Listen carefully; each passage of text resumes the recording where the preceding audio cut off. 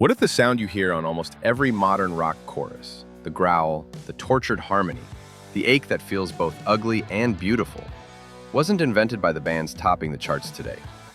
What if that sound belonged to one man from Seattle, a man who could barely leave his apartment in his final years? I'm not here to sell you a tragedy. You already know how Layne Staley's story ends. I'm here to prove something far more unsettling. Without that voice, without those haunted harmonies and diary page lyrics, the last 25 years of rock and metal simply don't exist. This is the story of how a single singer rewired the DNA of heavy music, how his ghost still cashes checks every time a chorus climbs into minor thirds, and how the modern rock you know today is living on borrowed lungs.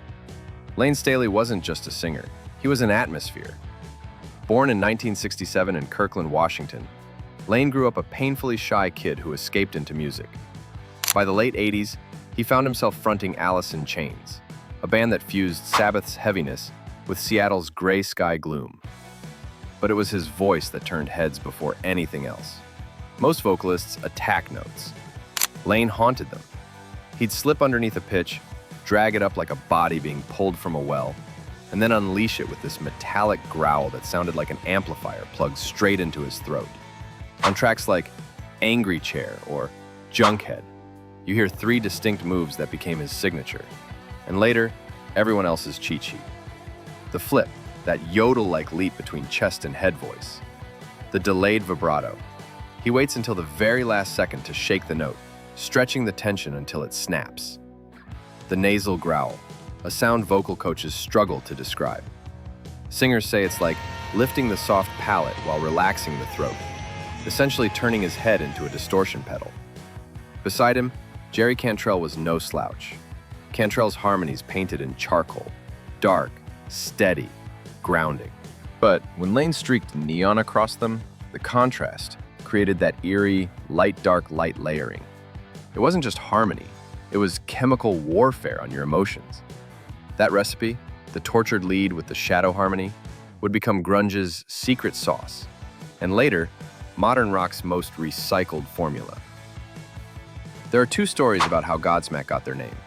Bassist Robbie Merrill swears on the band's Smack This DVD that they borrowed it from the Alice in Chains song Godsmack. Sully Erna, on the other hand, has always insisted it came from a joke. He teased a friend about a cold sore, woke up with one himself the next day, and someone said, "It's a Godsmack." Whichever story you believe, what really matters is how their music bleeds Alice in Chains' DNA. Take Keep Away.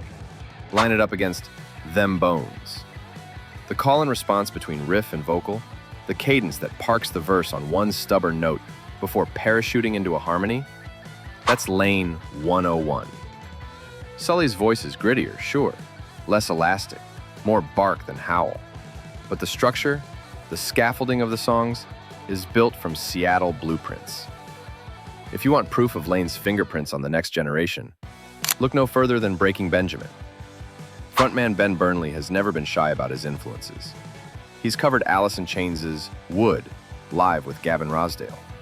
He toured with AIC and called it an honor, saying, "They influenced us so very much." On So Cold, Burnley doubles himself in perfect Layne fashion. Two voices harmonizing a minor third apart, sliding down the scale like they're too tired to keep climbing. That drooping, weary descent, straight out of the Man in the Box playbook. Breaking Benjamin made a career out of turning Layne's emotional rawness into radio anthems. In many ways, they're proof that Staley's sound was scalable. His intimacy could fill arenas. His despair could still go platinum. Sevendust doesn't usually get lumped in with Alice in Chains, but peel back the distortion and you'll hear the connection. LaJean Witherspoon's voice brings gospel-like soul, but underneath, Clint Lowry and Morgan Rose weave harmonies that echo AIC's ghostly layering. Lowry himself has admitted it. Alice in Chains was a heavy influence on how he approached stacked vocals. In 2020, Sevendust released a cover of Soundgarden's The Day I Tried to Live. LaJean's performance was soulful, yes, but the way the band thickened the harmonies, that was pure Seattle. You could hear the shadow of Layne even when the song wasn't his. Now, you might say, but Jonathan Davis? He's the bagpipes and scat guy. True, But underneath the quirks, Davis's confessional, whisper-to-scream delivery sits squarely in Staley's lineage. Both men sang like they were bleeding in real time, forcing the ugliness into melody instead of hiding it.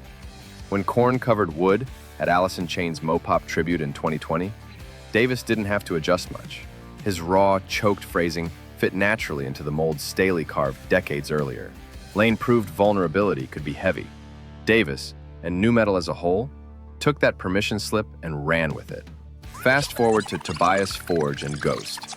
On the surface, Ghost is more about theatrics, masks, robes, satanic pageantry. But listen closely to Square Hammer. The chorus builds on Cantrell Staley architecture, a low anchor vocal holding steady, while a higher voice descends in minor thirds. Fans call it melodic doom. Really, it's Seattle pop dressed in Gregorian choir robes. Ghost isn't copying the grunge aesthetic. They're copying its vocal mathematics. But Layne's influence isn't just about sound. It's about subject matter. Before Alice in Chains, radio rock had its share of darkness, sure. Black Sabbath gave us doom. Metallica screamed about war and addiction. But mainstream singles rarely went as nakedly personal as Layne dared to be. He wasn't cloaking pain in allegory or shouting about society's sins. He was dragging his own into the spotlight. He made it okay for a major label single to be about withdrawal, paranoia, and self-loathing. Man in the Box may have roared its way onto MTV, but Dirt was the turning point. That record was a diary disguised as an album, filled with imagery of veins, needles, and decay. Yet it went quadruple platinum. Layne proved you could confess your worst to millions of strangers, and they'd sing along instead of turning away. This technique, pairing devastating lyrics with soaring melodies, would later be dubbed the sad sing-along trick. It's why stadiums scream, "I stay away," or "down in a hole and I don't know if I can be saved," without flinching. The pain was embedded in the words, but the delivery made it cathartic. Fans didn't feel like they were wallowing in misery. They felt like they were surviving it together. By the 2000s, post-grunge and alt-metal bands all wanted the same formula. Creed, Stained, Breaking Benjamin, Nickelback. Love them or hate them, they built empires on the same blueprint. Write, "I'm broken," stack a massive harmony, and boom, platinum. It was a shortcut to vulnerability, and Layne had drawn the map. In 2025, the world is finally getting a deeper glimpse into that map. Layne's journals are set to be published in This Angry Pen of Mine, Recovering the Journals of Layne Staley. For decades, fans have only known fragments, the interviews, the cryptic lyrics, the sad final photos. Now, we may see the raw drafts, the battlefield where he worked out his demons in ink before bleeding them into songs. We don't know yet what those pages hold. Maybe despair, maybe humor, maybe moments of unexpected hope. But the title alone tells you enough. Writing wasn't a hobby for him. It was survival. It was the place where he turned feelings too jagged to carry into words that, once sung, could comfort millions. Those pages may never heal the wounds he carried, but they'll remind the world of something crucial. Every scream on record was rooted in a reality he couldn't escape. When Layne sang, it wasn't character acting, it was documentary. The end of Layne's life remains one of rock's saddest chapters. He died in 2002, reclusive and skeletal, discovered weeks after his passing. The public never got a farewell tour. No candlelight vigil broadcast on MTV. No neatly packaged final statement. He slipped away quietly, and in that silence, his influence only grew louder.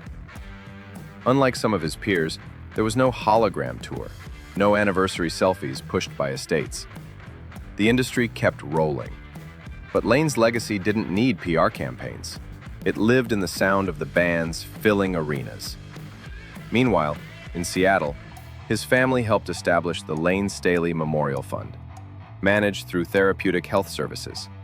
It doesn't advertise, it doesn't grab headlines, but it funds treatment and recovery for people fighting the same battle that swallowed him. It is the most fitting tribute possible, taking his pain and transmuting it into someone else's chance at survival. The irony is brutal. While the fund quietly helps people heal, the music industry continues to cash in. Festival lineups sell tribute to grunge nights. Nirvana often gets top billing. Pearl Jam gets lionized as survivors. Alice in Chains plays nostalgia sets with replacement singers. And modern radio keeps recycling Layne's harmonies without ever naming the source. So the next time you hear that tortured harmony floating over drop D riffs, don't treat it like just another rock chorus. Think of it as time travel.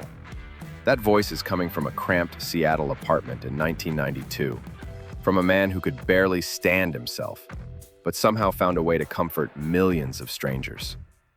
Because Layne gave modern rock two priceless gifts: permission to sound both brutal and beautiful in the same breath.